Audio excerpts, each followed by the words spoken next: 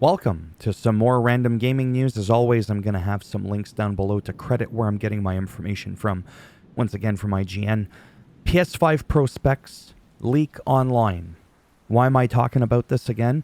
Because this time it's not just a rumor. These are real specs that have been leaked online as per IGN. They are a very reputable company. These aren't some like random people with just a couple of thousand subscribers like me that are just trying to claim shit for views. IGN understands the leaked specs here are real, it says, and emerged actually from Sony Interactive Entertainment's developer network, but Sony themselves have yet to comment. Okay? So the quick bullet point recap of what is going on is it's called PS5 Pro. The CPU is the exact same as the PS5, but it is 10% faster due to some hyper-threading technology. I could show you that in a moment. It's going to come with 1 terabyte of storage instead of the 666 or 667 detachable disk drive. It's going to have what's called PSSR, which is a type of upscaling anti-aliasing technology that it can do. It's got custom machine learning architecture along with AI accelerator. And the PS4 Pro came 3 years after the launch of the PS4. So if we had a PS5 Pro, say sometime in November, well, that would technically make sense because at this point now it would be 4 years after the fact.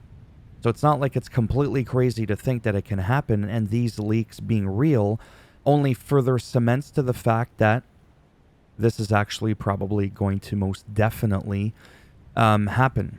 So right here, identical to the CPU in the PS5, but it has high CPU frequency mode, which helps with faster rendering and higher quality of ray tracing. Okay, for example, the alleged leaked pictures that you can see here. So all of them are going to come with a disk drive that you can detach, as you can see here. Mind you, they show one without the disk drive. Oh, that's just because you can remove it. I was like, what? They're going to come out with 2 Pros? Yeah, no.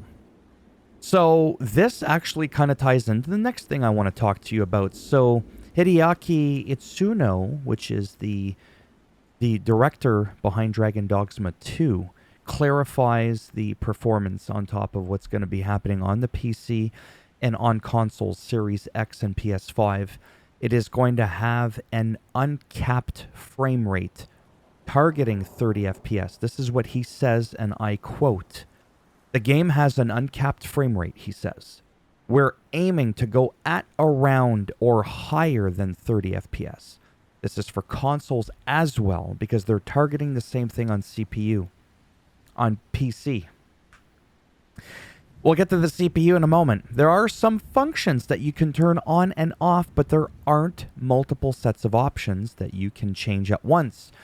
So that started to make me think maybe they can have it so that you could just lock it at 30. I don't care about having it at 40, then going down to 32. That is the sporadic performance that some people talk about that they get worried about. Okay, Digital Foundry said somewhere, I don't remember now, that it can be wildly unstable, he says on Twitter. Digital Foundry, by the way, is a YouTube channel compromising of some people that are very knowledgeable, and they do some extensive testing on performance of games, and they are incredibly reputable. However, what I do want to state, and you've probably already seen this anyways, I am still not overly concerned about it, only because IGN still praised this game in their final preview.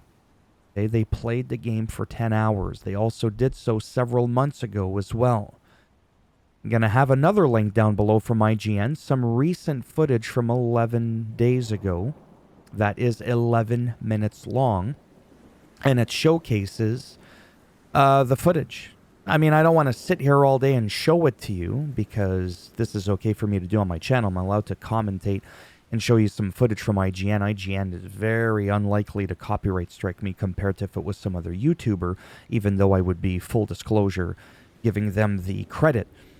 So when I look at the footage myself, and probably the footage that you've already seen, it looks pretty good. There are a couple of times where it drops down in the mid-20s, momentarily before coming back up to 30 plus FPS. So it's kind of like I'm not on the fence when it comes to sharing my overall take on this. I have mixed feelings though. On one end, the game looks incredible to me. For some people, they say, oh, it looks no better than like The Witcher 3 when it first came out. Well, you know, I'm buying the game. So I'm going to be talking about it. I'm going to be showing you the menu, all the graphical options, supposedly the few that you are going to have on console. I'm going to be talking about all that in just a few days when it launches on the 22nd. So stay tuned for that if you care to see that. It looks good and it seems to run good. So they had a vision of what the game was going to look like, and they didn't want to sacrifice it because there's a lot of games out there that can run 60 FPS. No problem, that look visually stunning, right? Ghosts of Tsushima. There's just a lot of games, right? And so one argument could be made, you know, this is 2024. PS5 and Series X, we can go this route and say anything under 60 FPS is complete and utter bullshit and shouldn't exist.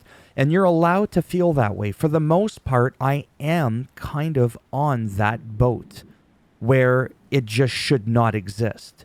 If it's not 60 FPS, figure it the fuck out. Downscale your game so that it runs at 60 FPS, because there's plenty of other games that look roughly the same that runs 60 FPS. Now, this runs on the RE engine, the Resident Evil engine, Capcom's proprietary engine.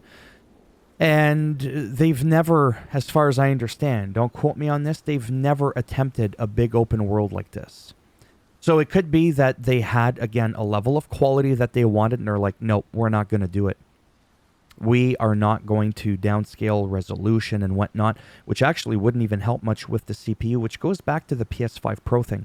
So even with the PS5 Pro, this game allegedly being CPU heavy bound, a PS5 Pro wouldn't help this game achieve rock solid 60 FPS. Okay? You would simply have to make some sacrifices somewhere, but I will tell you where I stand. I will tell you this.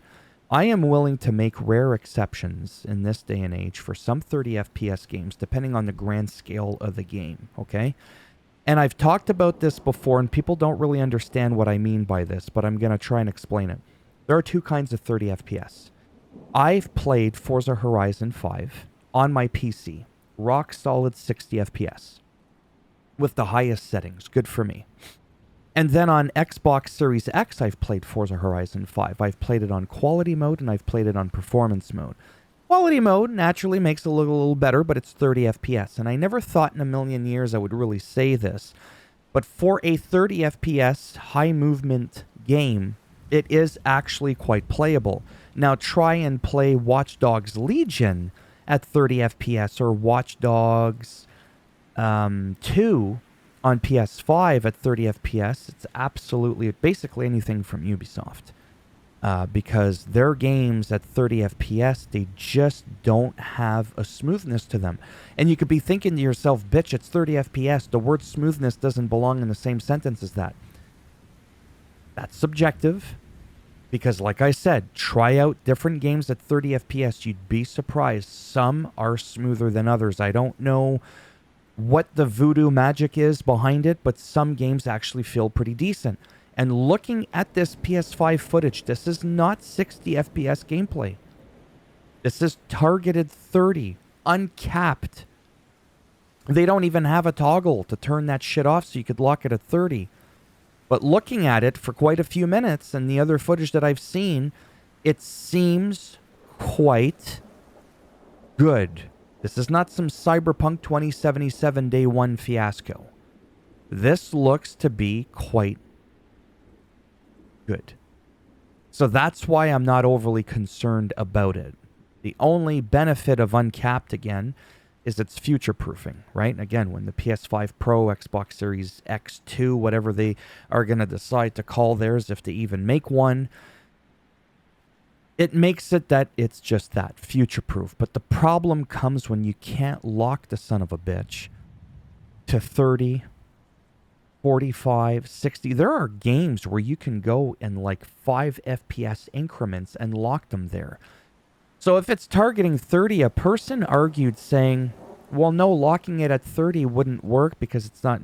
They said something that made no sense. It's like, bitch, if it can go from 25 to fucking 42 or some shit like that, why not have it so that it can't ever go above 30? That's what the hard lock would be. I don't care about it going down to 32 up from 37. That could be a little bit jarring, right? That's why you can still have it uncapped, but have it on consoles and PC so that you could lock it at 30. But within your NVIDIA panel, you can already do that anyways, right? You can hard lock your game at 30, at 31, whatever FPS you want. So long as your computer can handle it, this game can run at 60 FPS if you wanted to.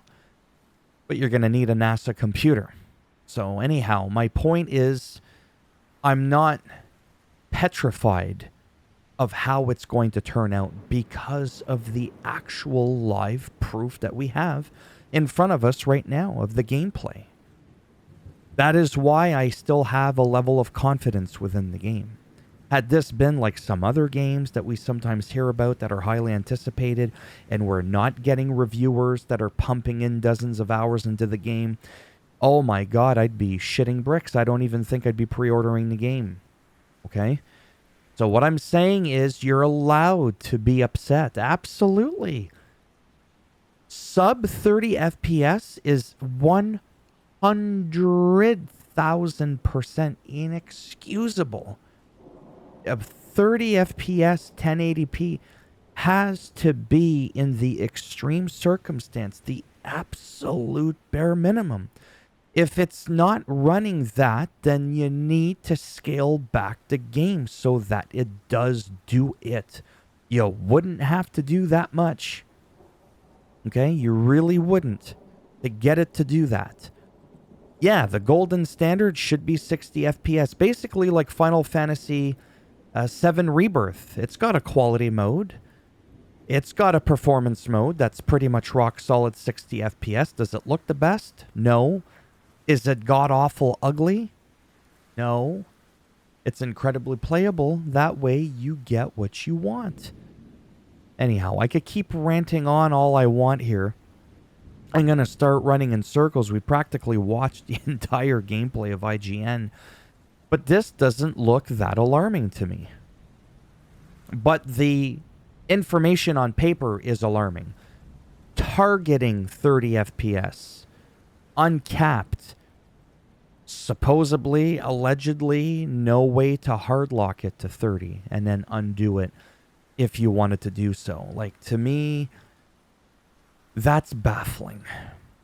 I'm still going to buy the game, though, so that I can cover it on my channel and whatnot. And there's been a few instances here where it looked like it got a little bit under 30, but again, you be the judge yourself of the gameplay. Tell me this doesn't actually look decent for a game that's not even out yet.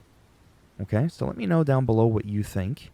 And that's why I wanted to touch along with this video, the PS5 Pro thing, because it actually kind of ties in. This is more of a CPU heavy bound game rather than a graphical one. Most games are more graphical bound, but you're going to have some instances where the PS5 Pro won't be like a night and day different to your game. Anyhow, that's it for me. Thumbs up as always if you liked the video. It does greatly help support that channel with the algorithm, so they say. And if you didn't like the video, go ahead, give it a thumbs down, and I'll bend it in half, twist it, break it off in your ass. Man, I wish I was getting 700 views an hour. Jeepers, mother of God. Almost 5 million average views a day. They get views in 2 days, what I've had in... Oh my God, I don't even want to talk about it. In 5 years on YouTube, I've gotten as many views as IGN gets in 2 days. Oh, that's really sad. Anyhow, take care, and maybe if I'm lucky, I'll see some of you in the next one. Bye for now.